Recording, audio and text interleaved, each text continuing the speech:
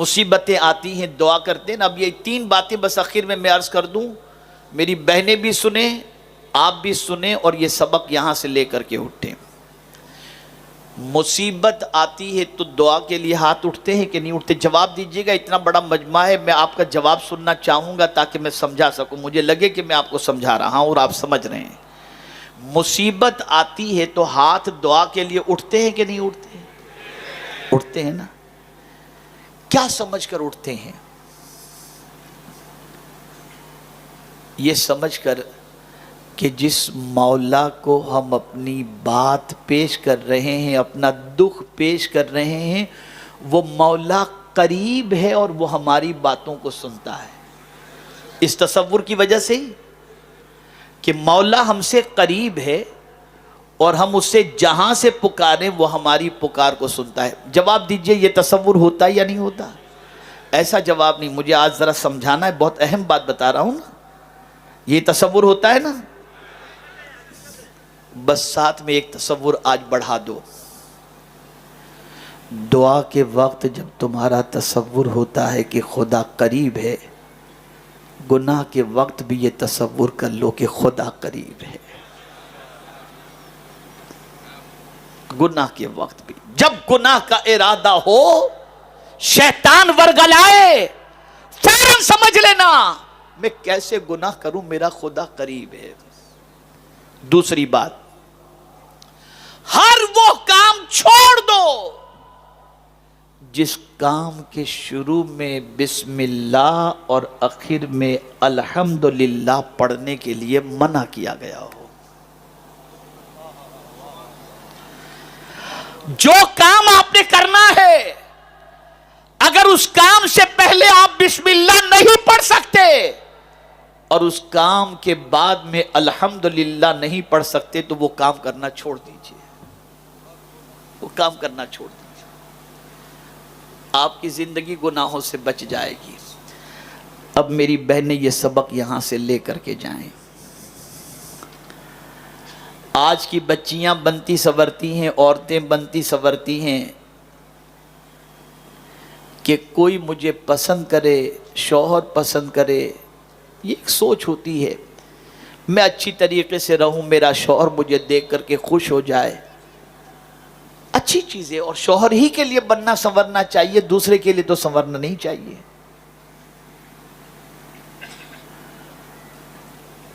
ایک عورت یہ سوچتی ہے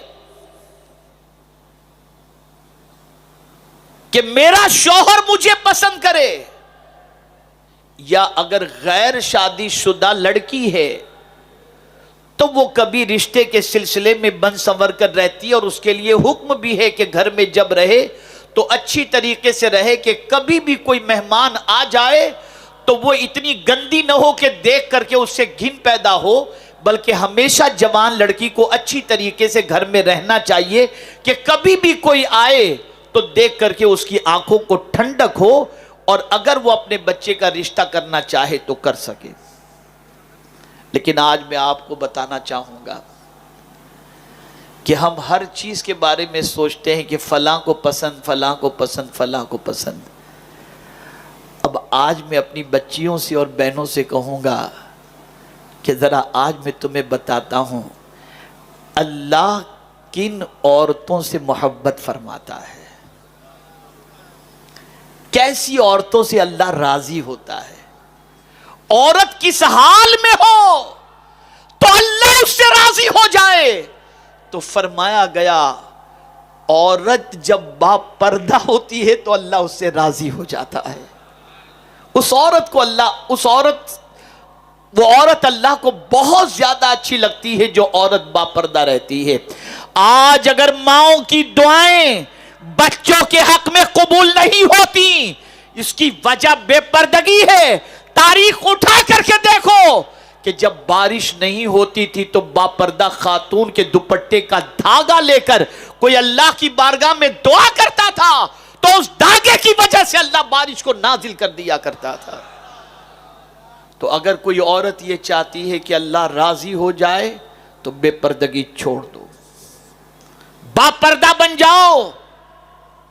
لیکن پردہ صرف لباس کا نہیں ہونا چاہیے, ذہن پر بھی گناہوں کے سلسلے میں، قلب کے اندر بھی برائیوں کے جذبات کے سلسلے میں پردہ ڈال دو، خیالات بھی پاکیزہ کرو، دل کے اندر اللہ عز و جل اور اس کے رسول صلی اللہ علیہ وسلم کی محبت بھی پیدا کرو، اور گناہوں سے اپنے رشتے کو توڑو۔ دوسری چیز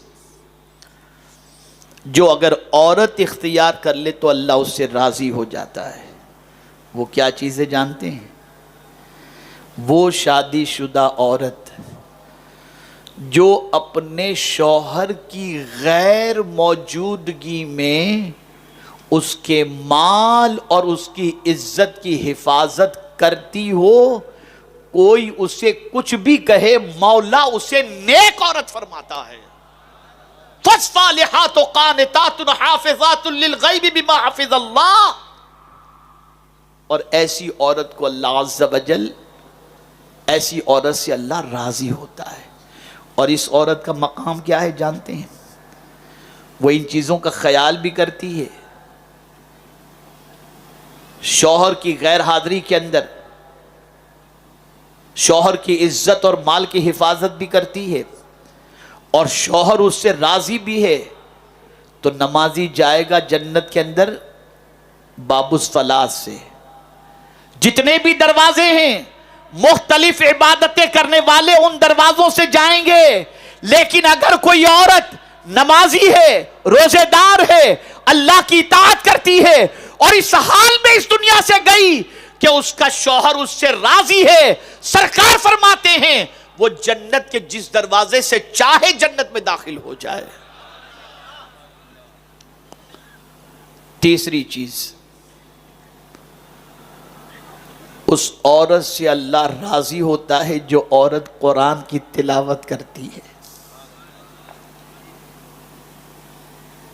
تم سب کو راضی کرنے کی کوشش کرتی ہو، شادیوں کے اندر ڈانڈیا کھیل کر، رقص کر کے، ڈانس کر کے سب کو خوش کرنے کی کوشش کرتے ہو، لیکن کسی کی خوشی تمہیں کچھ فائدہ نہیں پہنچائے گی۔ لیکن اگر اللہ کو تم نے راضی کر لیا تو دنیا بھی سنور جائے گی اور آخرت بھی سنور جائے گی۔ اور جب تم قرآن پڑھو گی نا تو اللہ راضی ہو جائے گا، جب قرآن کی تلاوت کرو گی اللہ راضی ہو جائے گا۔ اور بس ایک آخری بات عرض کر کے میں اپنی گفتگو کو ختم کرتا ہوں، اور وہ آخری بات یہ ہے، جب کسی کے کاندھے پر سر رکھ کر رونے کا دل چاہے، جب کسی کے کاندھے پر سر رکھ کر رونے کا دل چاہے تو قرآن اٹھا لو، اسے سینے سے لگاؤ اور جی بھر کر کے رو لو۔